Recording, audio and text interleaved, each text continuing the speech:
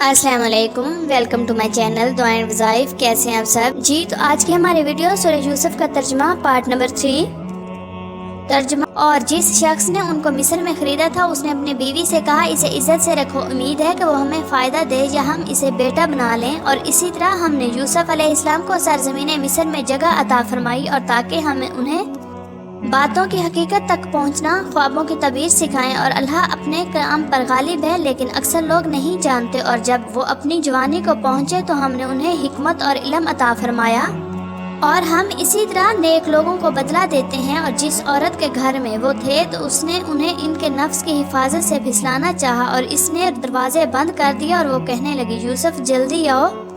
یوسف علیہ السلام نے فرمایا کہ اللہ کی پناہ، بے شک وہ میرا آقا ہے جس نے مجھے اچھی طرح سے رکھا ہے، بے شک ظالم کامیاب نہیں ہوں گے۔ اور یقیناً اس عورت نے ان کے ساتھ برائی کا ارادہ کیا، اور وہ بھی اس کا ارادہ کر لیتے اگر اپنے رب کی نشانی کو نہ دیکھتے۔ ایسا اس لیے کیا گیا تاکہ ہم ان سے برائی اور بے حیائی کو ہٹا دیں، بے شک وہ ہمارے چنے ہوئے بندوں میں سے تھے۔ اور دونوں دروازے کی طرف دوڑے، اور عورت نے ان کی قمیص پیچھے سے پھاڑ دی، اور دونوں نے اس کے شوہر عزیز مصر کو دروازے کے پاس پایا۔ عورت بولی اس کی سزا کیا ہے جو تمہاری بیوی کے ساتھ برا ارادہ کرے، سوائے اس کے کہ وہ قید کیا جائے یا دردناک عذاب دیا جائے؟ یوسف علیہ السلام نے فرمایا اسی نے میرے نفس کی حفاظت سے مجھے پھسلانا چاہا۔ اور اس موقع پر اس عورت کے خاندان میں سے ایک گواہ نے گواہی دی کہ اگر ان کی قمیص آگے سے پھٹی ہے تو یہ سچی ہے اور وہ یوسف علیہ السلام جھوٹوں میں سے ہے، اور اگر ان کی قمیص پیچھے سے پھٹی ہے تو یہ جھوٹی ہیں اور یوسف علیہ السلام سچوں میں سے ہے۔ پھر جب عزیز مصر نے ان کی قمیص دیکھی تو وہ واقعی پیچھے سے پھٹی ہوئی تھی۔ اس نے کہا بے شک یہ تم عورتوں کا فریب ہے، بے شک تمہارے فریب بہت بڑے ہوتے ہیں۔ اے یوسف اس بات سے درگزر کرو، اور زلیخا تم اپنے گناہوں کی بخشش مانگو، بے شک تم ہی خطا کاروں میں سے ہو۔ اور شہر میں عورتیں کہنے لگیں کہ عزیز مصر کی بیوی اپنے نوجوان غلام کو اس کے نفس کی حفاظت سے پھسلانا چاہتی ہے، یقیناً اس جوان کی محبت اس کے دل میں گھر کر گئی ہے، یقیناً ہم اسے کھلی گمراہی میں دیکھتی ہیں۔ جب اس عزیز کی بیوی نے ان کی ملامت سنی تو ان عورتوں کی طرف دعوت کا پیغام بھیجا، اور ان کے لیے تکیوں والی نشست تیار کی، اور ان میں سے ہر ایک کو چھری دی، اور یوسف علیہ السلام سے کہا کہ ان کے سامنے باہر آؤ۔ پھر جب عورتوں نے ان کو دیکھا تو ان کو بڑا حسین پایا، اور ان کے حسن سے متاثر ہو کر اپنا ہاتھ کاٹ ڈالے، اور انہوں نے کہا کہ اللہ پاک ہے، یہ آدمی نہیں بلکہ کوئی معزز فرشتہ ہے۔ عزیز مصر کی بیوی نے کہا یہی تو ہے جس کے بارے میں تجھے طعنے دیتی تھی، اور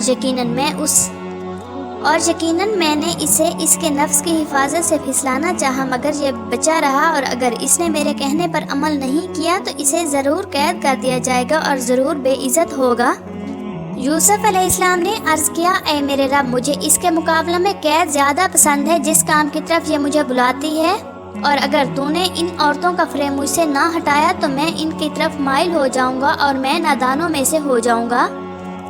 تو ان کے رب نے ان کی دعا قبول فرما لی، پھر ان سے ان عورتوں کا فریب ہٹا دیا، بے شک وہ خوب سننے والا اور خوب جاننے والا ہے۔ پھر انہوں نے یوسف علیہ السلام کی پاکیزگی کی نشانیاں دیکھنے کے بعد یہی مناسب سمجھا کہ کچھ عرصے کے لیے انہیں ضرور قید کر دیں، اور ان کے ساتھ 2 جوان بھی قید خانہ میں داخل ہوئے۔ ان میں سے ایک نے کہا بے شک میں نے اپنے آپ کو خواب میں دیکھا کہ میں انگور سے شراب نچوڑ رہا ہوں، اور دوسرے نے کہا بے شک میں نے اپنے آپ کو خواب میں دیکھا کہ میں اپنے سر پر روٹیاں اٹھائے ہوئے ہوں، اس میں سے پرندے کھا رہے ہیں، ہمیں اس کی تعبیر بتائیں، بے شک ہم اپنے آپ کو نیک لوگوں میں سے دیکھ رہے ہیں۔ یوسف علیہ السلام فرمایا جو کھانا تمہیں دیا جاتا ہے وہ آنے نہ پائے گا کہ میں تم دونوں کو تمہارے پاس اس کے آنے سے پہلے اس کی تعبیر بتا دوں گا۔ یہ تعبیر ان علوم میں سے ہے جو میرے رب نے مجھے سکھائی ہیں، بے شک میں نے اس قوم کا طریقہ شروع ہی سے چھوڑ رکھا ہے جو اللہ پر ایمان نہیں لاتے اور وہ آخرت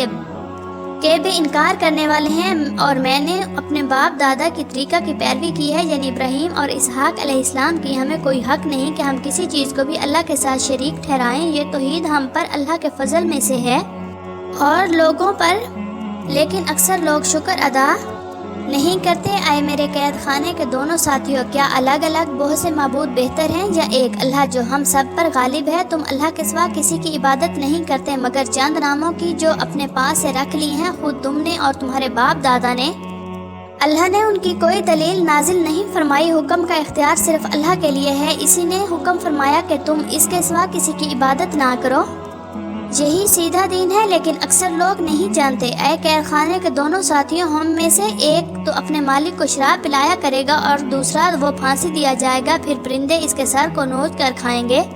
فیصلہ کر دیا گیا جس کے بارے میں تم پوچھتے ہو۔